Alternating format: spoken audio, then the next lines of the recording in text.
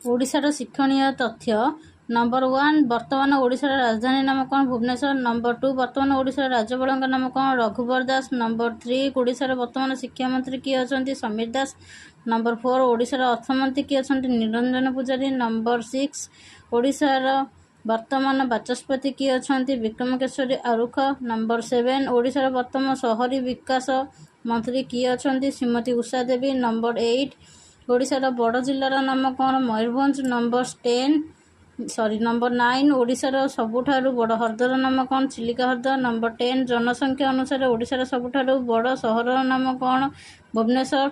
Number 11 ओडिशार सबुठारु बड़ विश्वविद्यालय नाम कौन उत्कल विश्वविद्यालय। नंबर 12 ओडिशार सबुठारु बड़ रेल स्टेशन नाम कौन खोर्धा।